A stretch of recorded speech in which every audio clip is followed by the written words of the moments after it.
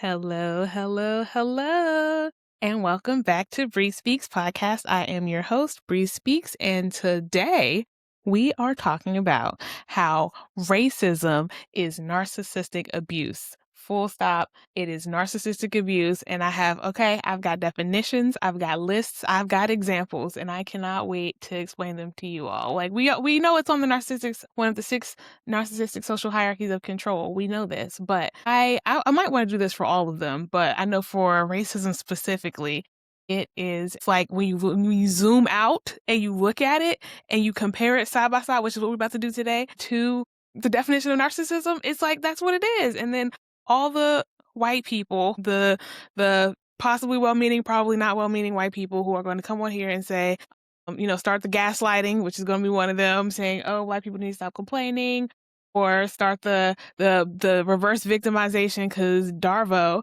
where they're going to say like, "No, actually, I'm racist. Your racism being against me. I am the victim." And it's just like, huh, okay. And all the things is going to happen in the comments, and that's what I've been starting to respond to these people with. Is just like whenever they respond with a Darvo tactic, I literally will copy and paste the definition of Darvo and then highlight the one that they are exhibiting at that time. And I'm like, thank you, goodbye. Thank you, goodbye. I don't ever get no response. It's crazy.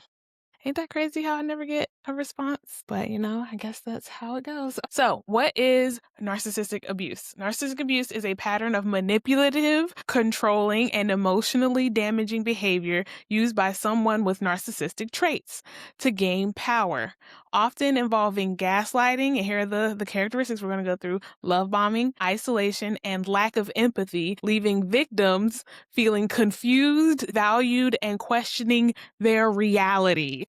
So that is the definition of narcissistic abuse. And so we're going to talk through why racism is each of them. All right, number one, gaslighting. How does racism gaslight? First of all, racism gaslights everyone, not just Black people, but let's define gaslighting. Gaslighting is a form of emotional abuse where someone manipulates another person into questioning their own reality, memory, or sanity, making them feel confused, insecure, and dependent.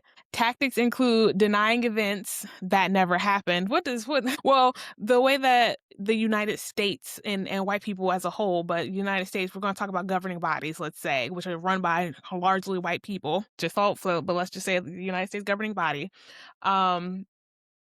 They don't print facts of things that happen, especially happen to Black people. Like if it was something good, like how they just took out like Jackie Robinson and the Tuskegee Airmen, like they just took all those things out of from the website, from the White House website for where the president lives. He just removed, and they're also messing with the African American Culture and History Museum in DC.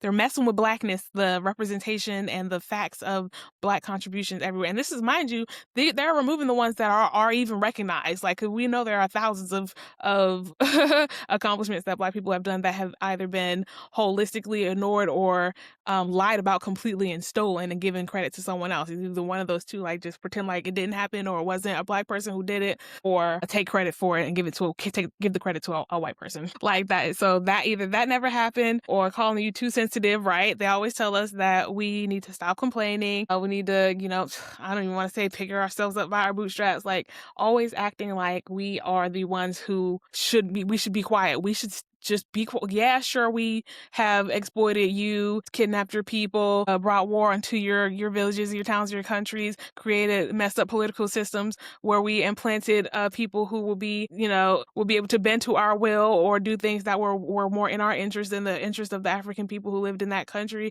Sure, we have, perpetuated and helped stir up drama and issues and war and created famine and exploited the resources and ensured that the people who lived there didn't have any money to live. Whatever, all that may or may not have happened. But, you're complaining way too much. And sure, it was over the course of hundreds of years. Like, what? It's just, but okay, and hundreds more can happen. And what are you going to do about it? get over it. Twisting your words. If we say anything saying that I don't know, I don't have a good example for this one, but just if we say anything, they twist it and make it something that it is not. Or lying altogether, they do that to gain power and control, right? Make sure that everyone else sees us as this one thing, while we know we are the opposite as a whole. As a people, we are truly the opposite of what we are portrayed as. We are so kind, so sweet. Like just everything that we know we are, everything that the Native Americans know that they are, everything that South Americans know they are, like everything that everybody knows that they are, we are as like people. But they don't want people to know that Black people are as wonderful as we are, because then their worldview would crumble, because that's all they care about is people believing them. All right, so that's gaslighting. Love bombing. Do they love bomb us? We never get any love from the American white government personally, but I mean, I say occasionally they'll give us some rights on paper, even if they don't follow it, even if they never follow through, even if it's like the P. Diddy reckoning thing. When none of those men got paid, he always said, yeah, I'll give you $1 million for getting this job done, and then never got it done. Or you have 25% of my company, and then actually I'll take that back. Or yeah, sure, you can have this percentage of royalties on your album, but really no, you won't. Like everything that he promised as a narcissistic person, he used that to hold it over their heads as dreams. Epstein did the same thing, to call and tell the girl, yeah, I can make you a model. Yeah, I can make you a movie star. All you gotta do is this. All you gotta do is that. They always held the dream in their hand and then used that as a way to lure them in, like the sicko demons that they are. And so the United States white government does that as well, but they do it with things like rights and equality, things like our human existence. Like, yeah, sure, I'll give you this 40 acres and a mule. Haha, just kidding. Or yeah, sure, I'll give you your freedom. Haha, just kidding. Or yeah, sure, we'll treat you equally. Haha, just kidding. It's just like they do that future faking, that holding up the carrot and then whipping us with a stick. So that is how I would say that's how they love bomb us. They really don't do much else, but they just pretend like they're going to do something kind, and occasionally they will, but it won't last. It will be very short-lived. So isolation, cutting us off from family, friends, or support systems. From a systemic, that's individual, but at a systemic level, it's cutting us off from other communities, other would-be allies, other races of people, and ensuring that the propaganda put against Black people is so heavy and pungent and pervasive that no one believes us when we're saying like, hey, no, that's not who we are. They got like those 6 Black people over there and then blew them up on this big screen and gave them a bunch of money and said, look, here's the representation of the Black community. Haha, see, they're get this, they're that, they're whatever. It's just like that.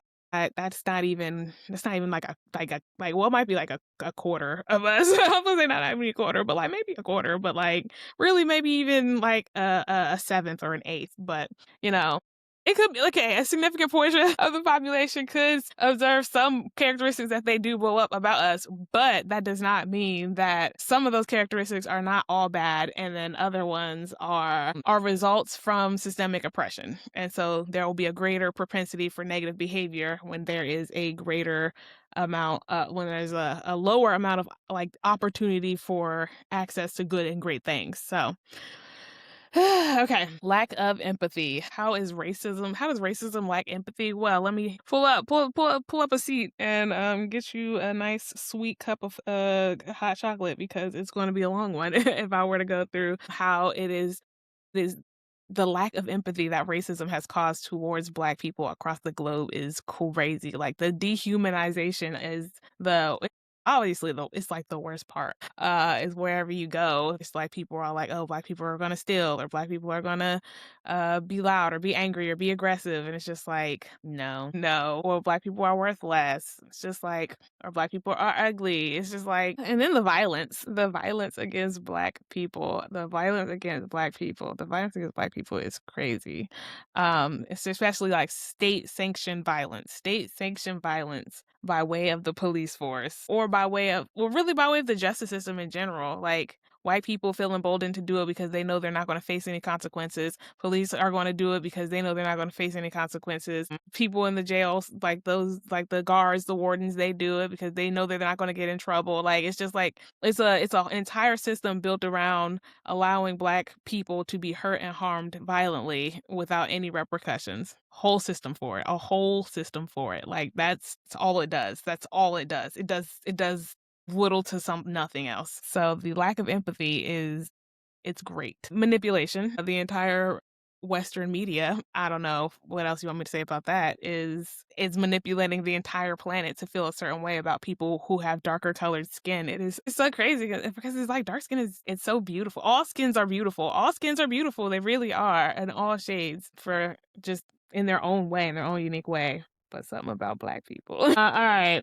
Control says withholding resources, money, affection, or using the silent treatment. Sorry, I don't mean to keep laughing, but it's like so ironic how spot on it is that it's triggering my laugh reflex because it's hilarious. Of course, it withholds resources. It withholds money in a slew of ways, like lack of access to large loans for houses, for any sort of asset and asset building, higher interest rates, just like a bunch of bad stuff, putting people in like high rate adjustable loans, like putting us in really poor situations as it pertains to our ability to pay back money that we have borrowed from some sort of white run institution. It's just like, and then blame shifting is the last one. And yeah, you all blame every time Black people say, here's a problem that we're having due to the actions of white people and white governments.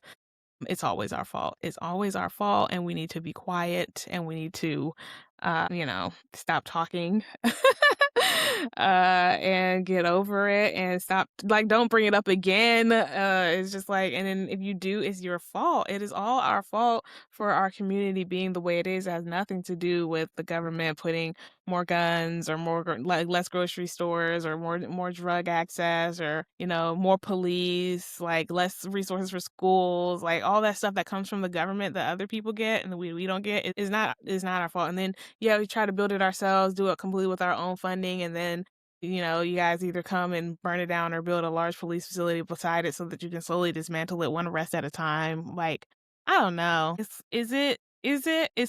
it's our fault. But it's our fault. Alrighty then. Thanks.